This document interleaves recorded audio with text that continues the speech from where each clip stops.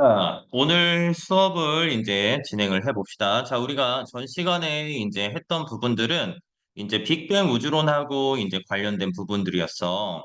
그래서 기본적으로 정적인 우주, 팽창인 우주 서로 대립을 했다. 근데 이 팽창 우주론, 그러니까 팽창하는 우주론은 자, 허블의 자, 외부나 관측 결과를 통해서 우주가 팽창하고 있다라는 사실을 확인했고요.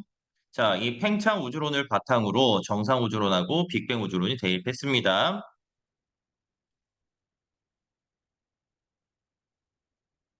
잠깐만.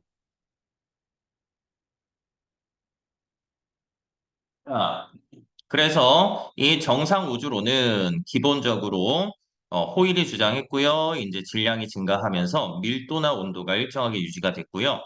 이 빅뱅 우주론 같은 경우는 음, 이 빅뱅 우주론 같은 경우는 이제 가모프가 주장했는데 자, 질량 변화가 없기 때문에 밀도나 온도가 점점 낮아진다라고 표현을 했어. 그러면서 이 빅뱅 우주론이 이제 지지하는 관측 증거들을 우리가 확인을 했고요. 즉 수소나 헬륨의 질량비, 우주 배경 복사, 요게 빅뱅 우주론의 증거로 얘기를 할 수 있었죠.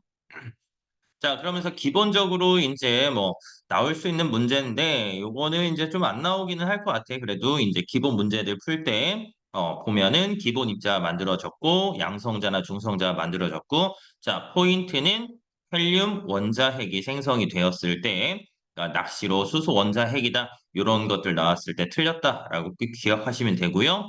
자, 그다음 원자가 만들어진다. 그러면 이런 입자가 만들어질 때, 자, 빅뱅이 일어난 직후는 매우 고온의 상태였어요. 자, 고온의 상태였기 때문에, 이 입자가 존재를 할 수 없고요. 우주가 팽창하면서 온도가 점점 낮아져요. 그러니까 쿼크, 전자와 같은 기본 입자가 만들어지더라. 자, 그 다음에 이제 이 우주가 점점 커지면서 온도는 더욱더 감소했고요. 쿼크가 결합해서 양성자나 중성자가 생성이 됩니다. 자, 제일 중요한 포인트인 이 빅뱅 후 약 3분, 이게 빅뱅 우주론의 증거로도 우리가 활용을 할 수가 있어요. 자, 그것까지 마저 확인을 하시면, 음, 잠깐만.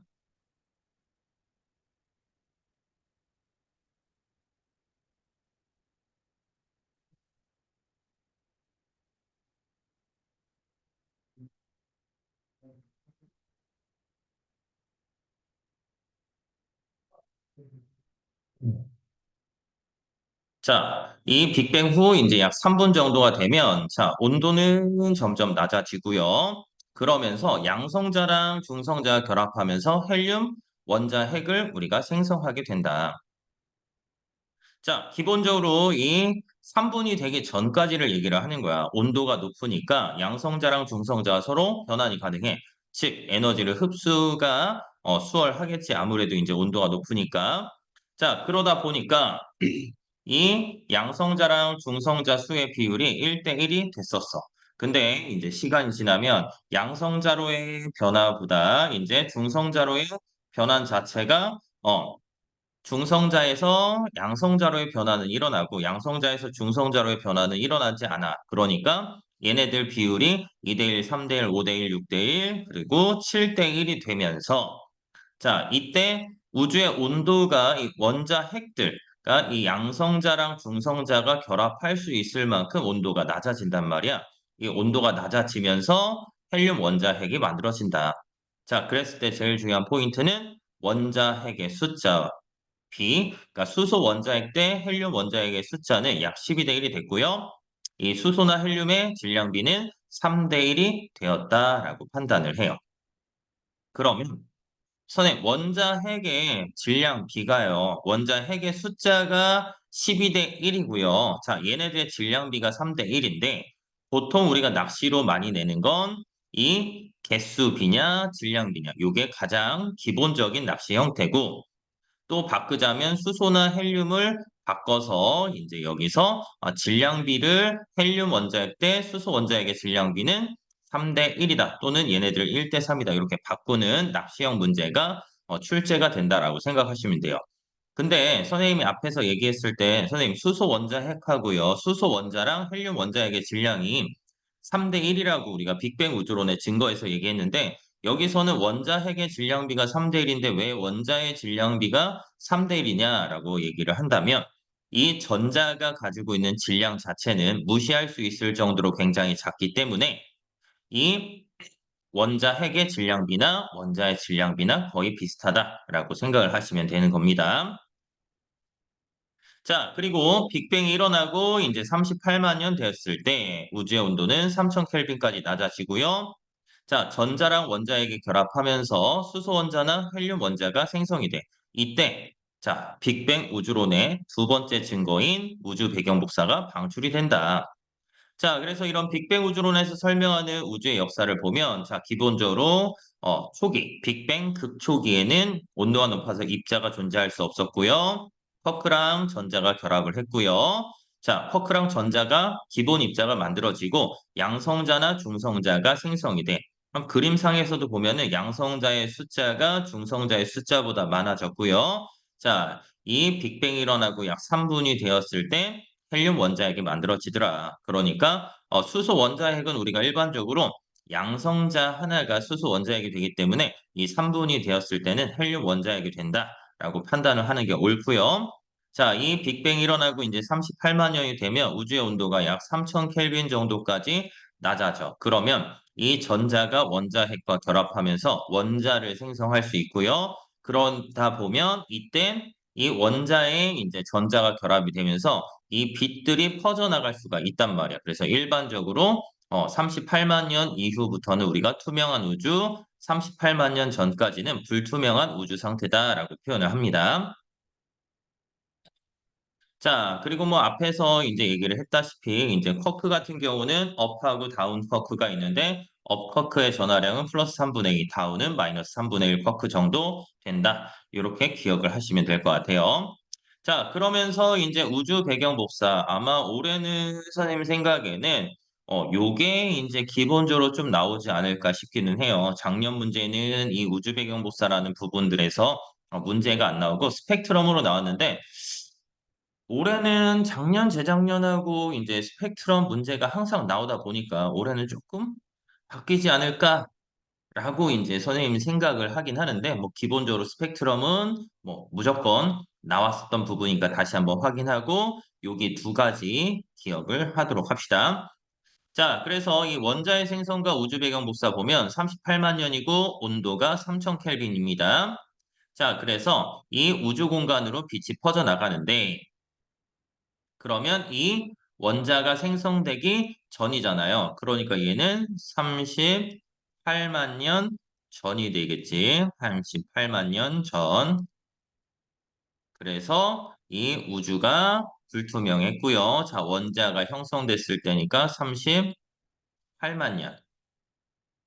이 38만 년이 됐기 때문에 이제 원자가 만들어져서 빛이 나란하게 진행을 할 수 있어서 이때 빛이 퍼져 나간다. 근데 우주가 아무래도 이제 계속 커지니까 온도가 점점점 낮아질 거야.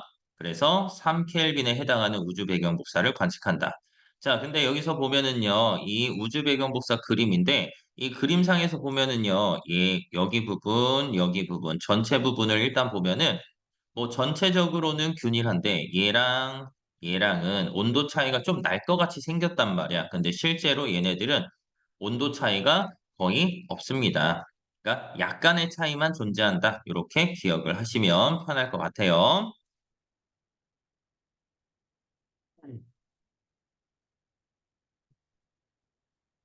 자, 그리고 이제 펜지어스랑 윌슨이 통신 실험을 하던 중에서 이제 3켈빈으로 관측되는 신호를 발견했고요. 이 우주 배경 복사의 관측으로 빅뱅 우주론의 확립이 일어났다. 자, 두 번째. 요거는 이제 삼성고에서 이제 항상 나왔던 부분이라서 요거는 뭐 작년에도 나왔고요. 재작년에도 나왔고요. 재재작년에도 항상 나왔던 문제인 것 같아요. 그래서 일단 스펙트럼이라고 보통 표현하면 이 빛이 분광기라는 거, 나눌 분자에 빛광자에 기계할 때 그 기계예요. 그래서 이 빛을 나눠주는 기계를 통과하면서 파장에 따라서 나누어지는 색깔의 띠를 얘기한다. 일반적으로 연소, 선, 스펙트럼으로 구분하는데 이 연속 스펙트럼은 모든 파장의 빛이 연속적으로 나타나요. 그래서 여기 보면은 이 광원에서 나온 빛이 이런 분광기를 통과하면 이렇게 연속적인 색의 띠가 나타나는데 이게 바로 연속 스펙트럼이다라고 생각하시면 되고요. 자, 이 선 스펙트럼은 우리가 크게 방출과 흡수 스펙트럼으로 구분할 수 있는데 이 방출 스펙트럼은 고온의 기체에 포함된 원소가 그러니까 이 원소가 들어있는 거니까 특정한 파장의 빛만을 방출한단 말이야. 그래서 우리가 뭐 리튬이나 스트론튬 중학교 때 배운 불꽃 반응 실험 보면은 둘 다 불꽃색은 붉은색이었단 말이야. 그래서 얘네들을 구분할 수 없기 때문에 이 스펙트럼 분석을 통해서 관측을 하면 얘네들마다 이 원소마다 이 나오는 파장이 다르기 때문에 다른 모양의 이런 방출 스펙트럼이 나오고요. 그걸 통해서 우리는 다른 원소다라고 확인을 할 수가 있어요. 자, 그다음에 이 흡수 스펙트럼은 저온의 기체에 포함된 원소가 특정한 파장의 빛을 흡수해요. 그러니까 원래는 이렇게 연속 스펙트럼이 나와야 되는데 이 기체가 가지고 있는 특정한 원소가 이 빛의 일부를 흡수하는 거야. 파장의 일부를 흡수했어. 흡수했다라는 건 그만큼 그쪽에서는 빛이 나오지 않게 되는 거예요. 그래서 우리가 보는 이렇게 검은색의 흡수선이 나오는 이 흡수 스펙트럼이 나타난다. 자, 그다음에 이 광원을 우리가 보통 얘기하면은 뭐 백열전구라든지 그다음에 두 번째가 햇빛.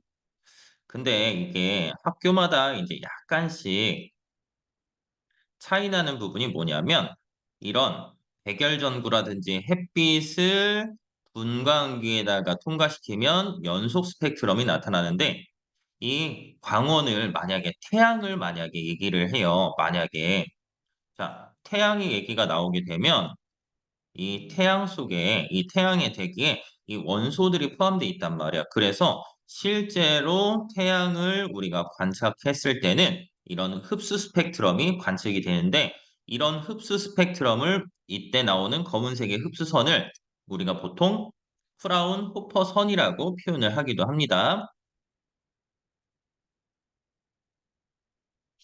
자, 그다음에 이 스펙트럼을 우리가 분석하면 원소마다 가지고 있는 고유한 파장의 빛을 흡수하거나 방출하기 때문에 다른 스펙트럼이 나타나는데 이걸 통해서 우리는 원소의 종류를 파악할 수 있고요. 자, 그래서 이 우주에서 오는 빛의 스펙트럼을 분석하면 어떤 원소로 이루어져 있는지 파악할 수가 있다. 그래서 일단 보면은 이 우주 전역의 빛을 분석을 하면 자, 이 수소나 헬륨이 있다라는 걸 확인해요. 근데 선생님 여기서 질량비가요. 약 3대 1이잖아요. 그래서 그 양은 세기로 알 수가 있어요. 그래서 실제로 빅뱅 우주론에서 예측한 것과 이 스펙트럼의 관측 결과가 일치하기 때문에 빅뱅 우주론의 증거로 얘기할 수 있다. 자, 그다음에 여기 부분도 다시 한번 우리가 체크를 해야 되는데 우리 기본적으로 이 원자의 구조를 보면은요. 원자 핵과 전자 껍질로 이룰 수가 있단 말이야. 그러면 이 원자 핵이 있고요. 여기 전자 껍질이 있는데 이 전자 껍질은 이 원자 핵과 가까운 전자 껍질은 에너지가 뭐 예를 들어서 적어. 근데 이 바깥쪽 전자 껍질에는 이 전자가 가질 수 있는 에너지가 커요. 그러다 보니까 이 바깥에 있는 전자가 안쪽 전자 껍질로 이동을 하고 싶어요. 그러면 100짜리가 10이 돼야 되잖아. 그러면 에너지를 90만큼 방출을 해야 되겠지. 그래서 바깥에 있던 전자가 안쪽으로 이동하면 방출 스펙트럼이 나타나는 거고요. 안쪽에 있던 10짜리가 100이 돼야 돼. 그러면 에너지를 90만큼 흡수를 해야 되겠지? 그래서 흡수 스펙트럼이 나타난다. 자, 그다음에 추가적으로 요 전자 껍질하고 요 전자 껍질 사이에는 자, 우리가 궤도 모형이기 때문에 자, 이 전자라는 거는 존재가 어렵다라고 표현을 합니다. 이 모형에서만 우리가 전자가 존재하지 않는다라고 표현하는 겁니다.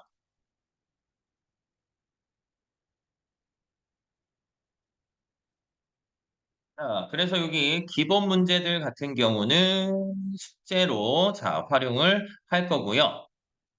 오늘은 이어서 별의 진화와 원소의 생성. 자, 여기까지 같이 진행을 할 겁니다.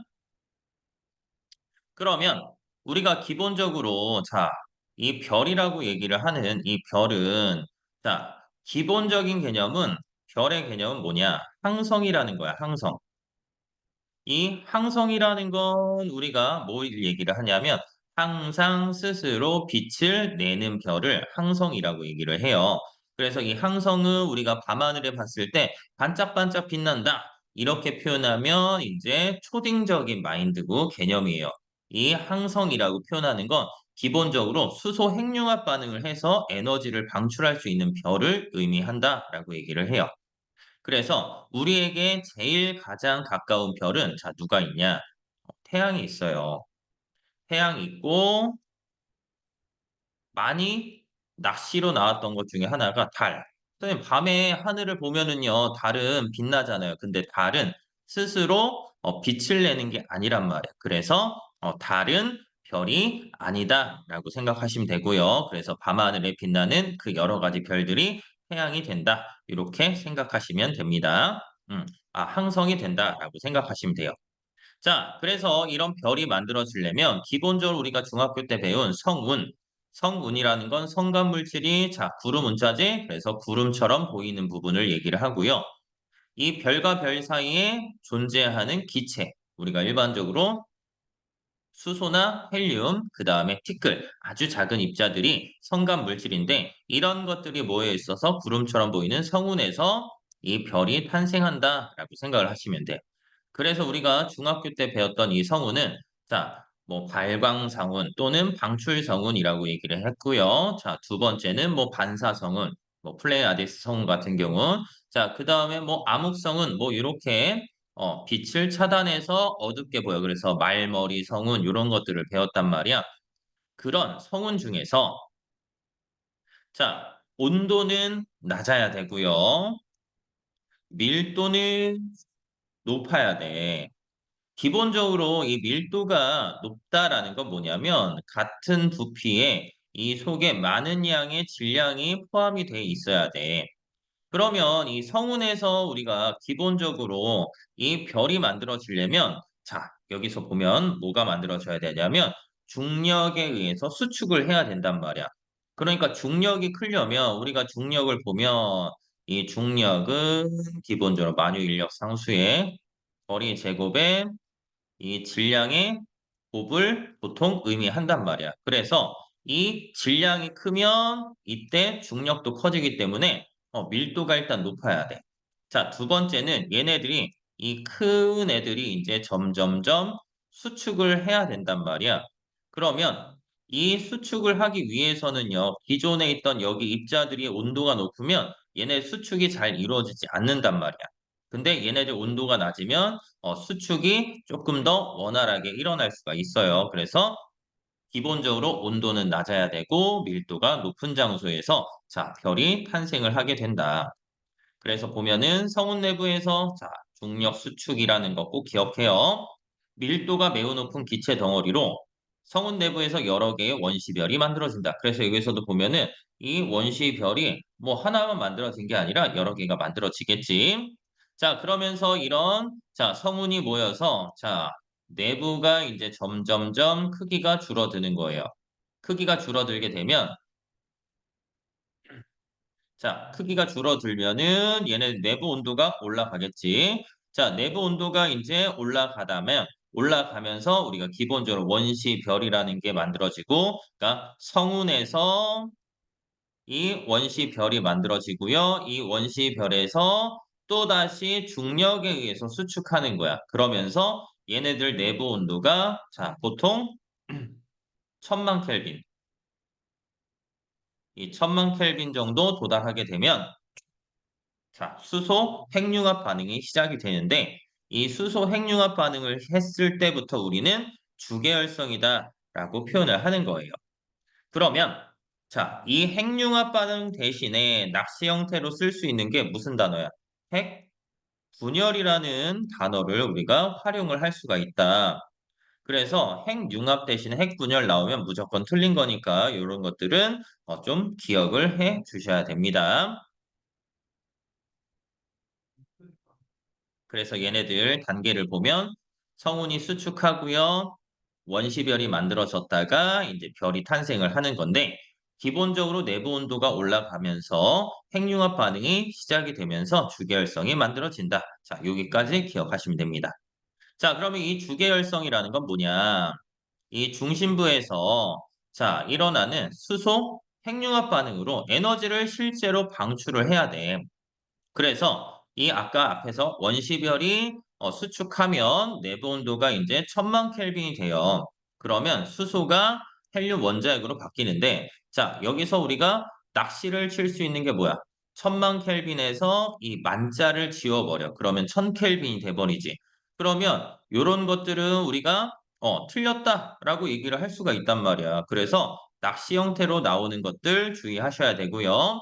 자, 기본적으로 이 수소 원자핵 보통 4개가 결합해서 하나의 헬륨 원자핵이 되면서 자, 뭐가 발생하냐? 에너지가 발생해. 이게 바로 이 수소 핵융합 반응의 화학 반응식이 돼요. 근데 이런 수소 핵융합 반응을 할 때 나타나는 에너지를 우리가 질량 에너지 증가 원리에 의해서 선행할 때도 배웠지만 델타 MC 제곱으로 표현을 하죠.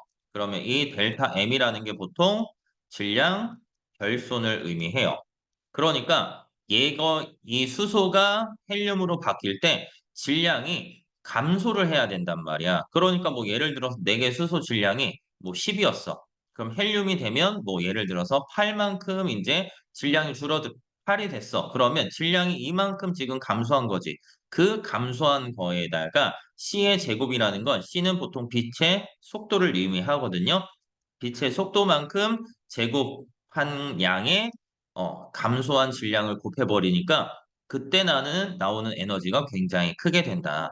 자, 그 다음에 이 방금 본 화합식에서도 얘기를 하다시피 이 수소 원자핵의 질량이 헬륨 원자핵보다 질량이 훨씬 커야 된다. 뭐 훨씬까지는 사실 아닌데 이 수소 원자핵 4개의 질량이 헬륨 원자핵보다는 무조건 커야 된다라고 생각을 하시면 돼요. 자, 그다음에 이런 주계열성은 자, 크기가 거의 일정하단 말이에요. 왜냐하면 우리가 태양을 바라봤을 때 뭐 오래 보고 있으면 당연히 뭐 실명도 일어나겠지. 근데 뭐 그 정도로 우리가 보지는 않을 거 아니야. 그래서 이 태양을 가끔 봤을 때 크기가 막 차이가 나지 않아요. 왜? 내부에서 이제 진성 왜 렉이 걸리지? 나갔다가 한번 다시 들어와 봐야 될 것 같은데 진서야? 음. 자, 보시면요. 음. 자, 보시면 이 크기 변화를 이제 봤을 때 우리 태양의 크기를 비교를 하면 자, 태양 내부에서는 자, 기본 개념은 이걸 가지고 있어야 돼. 항상 중력에 의해서 수축이 일어나고 있다. 여기까지는 무조건 기본적인 개념이야. 그러니까 수축은 계속 일어나는데 여기서 아무래도 이제 핵융합 반응을 하다 보니까 이 핵융합 반응에 의해서 내부 압력이 생겨버려요. 그래서 바깥쪽으로 커지려고 하는데 이 중력이나 내부 압력이 서로 같아지는 거야. 그러다 보니까 얘네들 크기가 일정하게 유지가 된다. 자, 이런 또 별들은요, 일생에 약 90%를 주계열성으로 보낸 뒤에 질량에 따라서 다르게 진화가 된다. 그러니까 우리가 밤하늘에 보이는 별들은 거의 대부분이 주계열성이 되는 까닭이 되는 겁니다. 자, 그러면 잠깐만 어, 나가보도록 합시다. 자, 방금까지는 이제 주계열성을 표현을 했어요. 주계열성. 그래서 주계열성의 크기는 자, 변화하지 않다. 자, 그러면 뭐 작년 시험 문제에서도 이 부분은 무조건 나왔던 부분들이야. 그러니까 작년 시험 문제에서도 꼭 나왔던 게 스펙트럼, 그 다음에 무거운 원소가 만들어진 부분. 요걸 이제 항상 나오는데 얘네들은 안 나올 수가 없는 개념인 것 같아요. 선생님 아무리 생각을 해봐도. 그래서 기본적으로 이 별이 일생의 90%를 이제 주계열성으로 보낸다고 했잖아. 그러면 나머지는 얘네들의 질량에 따라서 이제 다르게 진화를 하게 된다라고 생각을 하시면 돼요. 그래서 자, 질량이 태양하고 비슷한 별과 질량이 태양보다 이제 10배 이상 큰 별. 왜냐하면 우리가 볼 수 있는 별 중에서 가장 가까운 별이 태양이니까 보통 질량이 태양 정도인 별과 질량이 태양의 한 10배 정도 되는 별, 이렇게 두 가지로 구분을 할 수가 있어요.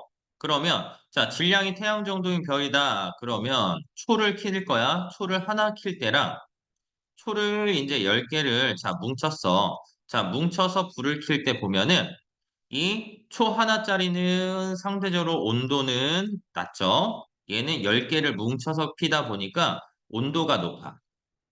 온도가 높아요. 근데 얘는 온도는 낮고 얘는 온도가 높은데 선생님 양은 많잖아요. 양은 많은데 이 온도가 높으니까 그만큼 어때요? 빠르게 타버린단 말이야. 그래서 수명이 상대적으로 짧고요. 얘는 질량이 태양 정도인 별은 수명이 굉장히 길다라고 생각을 하시면 돼요. 그래서 질량이 태양 정도인 별은 온도는 낮고 수명이 길다. 그러니까 온도는 낮고 수명이 길어진다. 반대로 질량이 태양보다 큰 별은 온도가 높지만 빨리 타버려서 수명이 짧다. 이렇게 머릿속에 생각을 하시면 좋습니다. 자, 그러면 이제 별이 진화하는 과정을 보면 자, 이 별 내부의 핵융합 반응을 통해서 원소가 만들어진다라고 표현해요. 그러면 원래 이렇게 주계열성 단계에서 이 중심부에 있던 이제 수소가 핵융합 반응을 해서 헬륨이 돼버렸단 말이야. 그러면 여기 남아있는 원소가 헬륨밖에 없는 거야. 그러면 이 헬륨은 이 핵융합 반응을 하려면 보통 한 10억 켈빈 정도까지 이제 온도가 올라가야 되거든요. 수소는 1000만 켈빈인데 헬륨은 그것보다 온도가 훨씬 더 높아야 돼. 그러면 이 온도가 높으려면 중심 핵들이 다시 수축을 한단 말이야. 중심 핵은 이렇게 수축이 일어나고요. 이 바깥쪽에 있는 애들이 이 핵융합 반응을 하게 돼. 그러면서 외곽이 점점점 커지게 되거든요.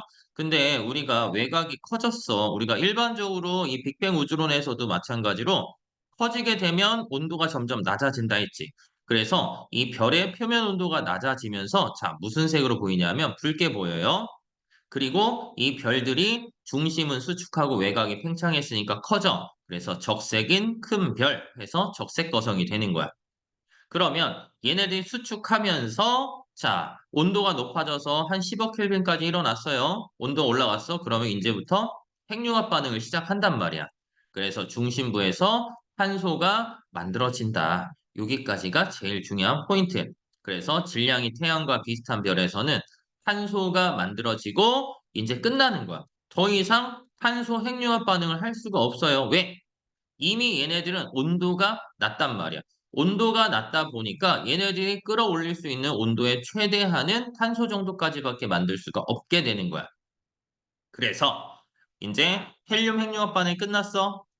그럼 더 이상 핵융합 반응 못해. 그러니까 외곽은 팽창하면서 행성상 성운이 되고요. 내부 압력은 낮아져서 백색 외성으로 변하게 된다. 자, 그러면 실제로 시험에서 많이 나오는 포인트가 뭐냐? 요 질량이 태양보다 매우 큰 별이에요.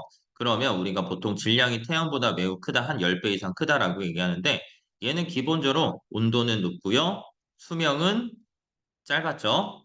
그러면 자, 원래 얘가 질량이 태양 정도의 별이 요만큼이었어. 그럼 얘가 적색 거성이 될 때 이렇게 커진단 말이야. 그러면 기본적으로 크기가 질량이 태양보다 10배 이상 큰 별이니까 크기 자체도 이렇게 컸어. 그럼 얘가 더 커져. 그러면 거성이 되는데 이 초거성이 된단 말이야. 왜? 더 커진다라고 해서 이 뛰어넘다 아니면 우리가 선생님 세대 때는 이제 드래곤볼 만화를 보면 이제 더 세지는 것 그런 것들을 이제 초사이언이 된다 막 이렇게 얘기를 하거든요. 근데 미안해요. 모르는 얘기해서. 자, 아무튼 이 뛰어넘는다, 초월한다라고 해서 이 거성을 뛰어넘었다 해서 초거성이 되는 거야. 자, 그러면 기본적으로 얘는 온도가 높았단 말이야. 질량이 태양보다 매우 큰 별은. 자, 온도가 높았으니까 이 헬륨 핵융합 반응 끝나고 이제 수축하면서 탄소 만들어질 거고요. 이 탄소가 핵융합 반응하면서 산소 될 거고요. 얘네들 또 핵융합 반응하면서 규소나 자, 제일 중요한 포인트는 철. 그래서 이 초거성 단계에서는 뭐가 만들어지냐면 철이 만들어질 거야. 그래서 여기 보면은 핵융합 반응으로 철까지만 딱 만드는 거야. 기본적으로. 선생님, 철이요. 보통 보면은요, 원자번호 26번이거든요. 그러면 선생님, 이 원소 기호에서 이 원소의 종류가 110여 종인데 자연계에서 만들어진 게 한 90여 개 돼요. 근데 아직 26개밖에 못 만들었으니까 나머지 이제 26번부터 한 92번 요 정도까지 이제 다른 원소들을 우리가 만들어야 된단 말이야. 근데 이 철이 너무 안정하대. 안정하기 때문에 얘네들은 핵융합 반응을 할 수가 없는 거야. 왜? 이 철을 핵융합 반응을 하기 위해서는 굉장히 온도가 높아져야 되는데 이 철이 이제 수축을 하긴 하지만 이 핵융합 반응을 할 정도로 온도가 높아질 수는 없다. 그러다 보니까 이제 중심부에 있던 애들이 이제 수축해요. 그러니까 보통 보면은요, 초신성 폭발과 철보다 무거운 생성이 원소가 생성이 된다라고 얘기를 해.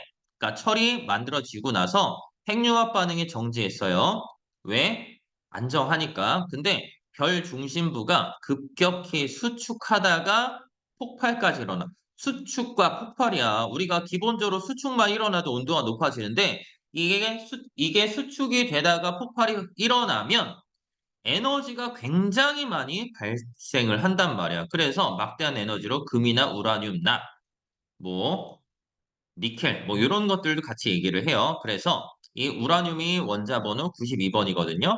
그러니까 자연계에서 만들어질 수 있는 가장 무거운 원소, 즉 철보다 무거운 원소가 만들어지더라. 그래서 초신성이 폭발되고 남은 중심부는 고밀도의 중성자별이 됐거나 남은 중심부는 질량이 매우 크며 블랙홀이 된다라고 표현을 할 수가 있는 겁니다.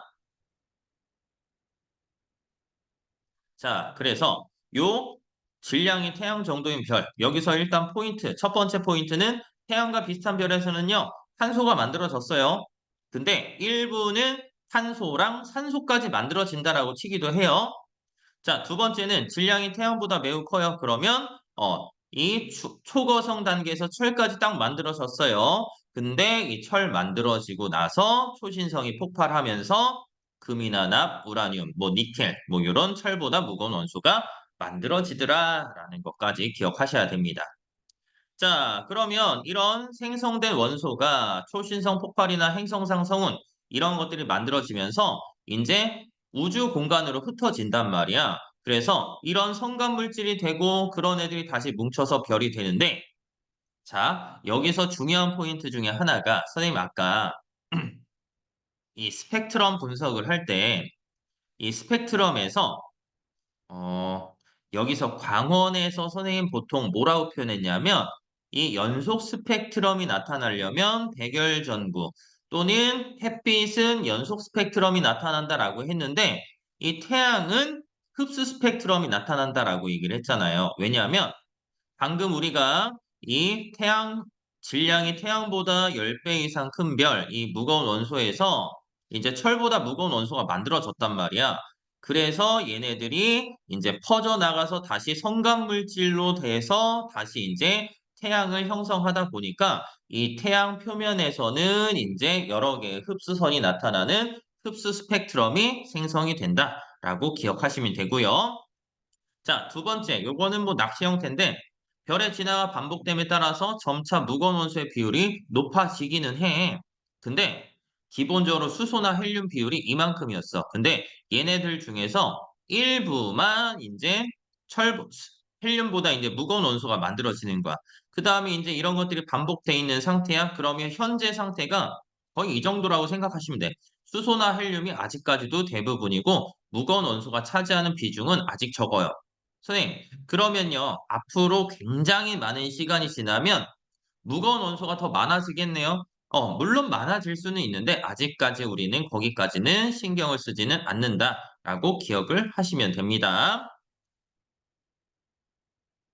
자, 그다음에 이제 여기 문제는 여기는 태양계가 형성하는 거, 지구가 만들어지는 거, 여기까지 우리가 합쳐져서 보통 객관식 형태의 문제로 나오기는 해. 근데 뭐 삼성 같은 경우는 워낙에 이제 단원이 많다 보니까 중요 단원 문제 아니면 잘 안 내는 경향이 있기는 해. 그래서 여러분들이 일단은 작년 문제랑 그다음에 선생님 재작년 문제까지 해서 시험 보기 전에 포인트를 다시 한번 전체적으로 찝어주기는 할 거예요.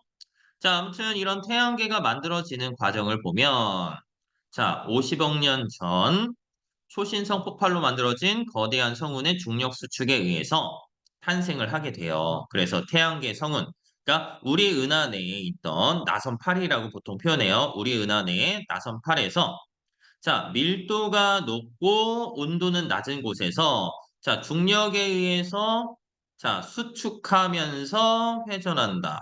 자, 그래서 가끔 가다가 수축이 먼저냐, 회전이 먼저냐 이런 이상한 거 물어보는 학교들도 있어요. 그래서 수축이 먼저 일어나고 회전이 된다라고 생각을 하시면 돼요.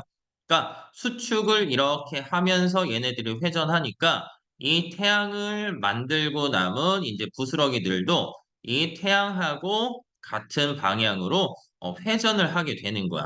그래서 기본적으로 우리가 알고 있는 이 태양계에서 수금지와 목토, 천해 얘네들 보면 태양의 자전 방향이나 이 행성들의 공전 방향이 서로 같다라고 표현하는 거예요.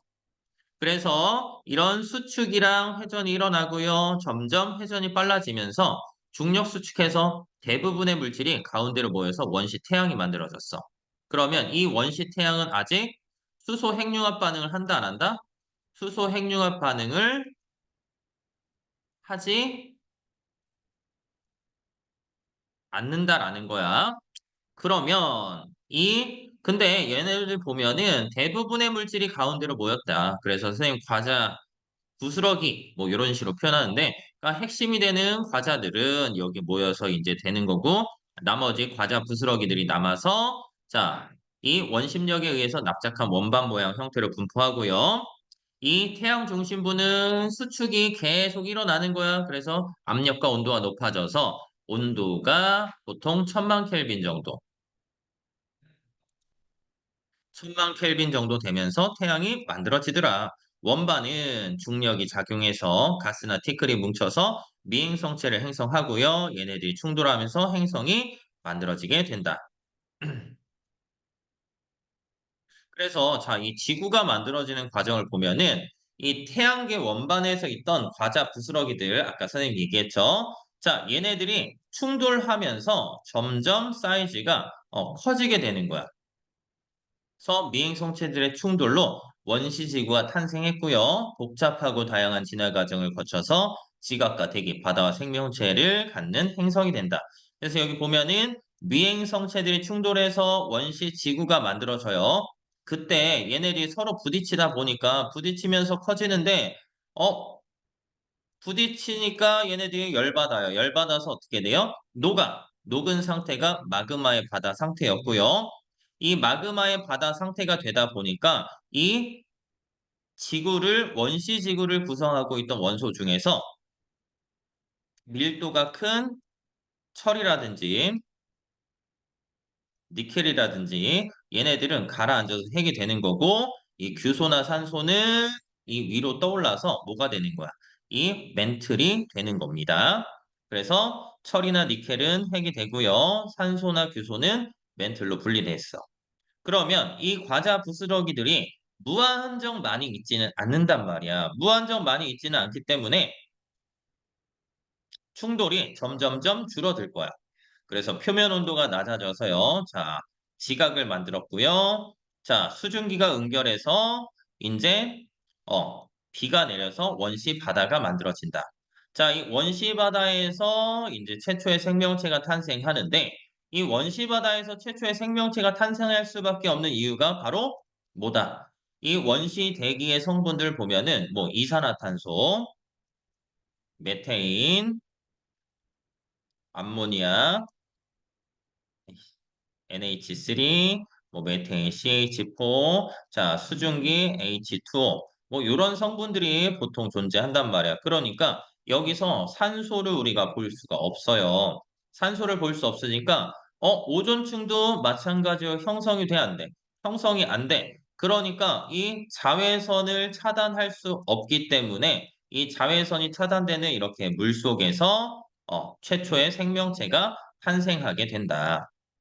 자, 그다음 여기 보면은 뭐 지각하고 지구의 구성 물질 하면서 여기 정도는 우리가 항상 기본적인 거거든요. 이 지각을 구성하는 원소는 산, 규, 알, 철, 칼라칼마 보통 이렇게 되고요. 지구는 철, 산, 규, 마가 되고요.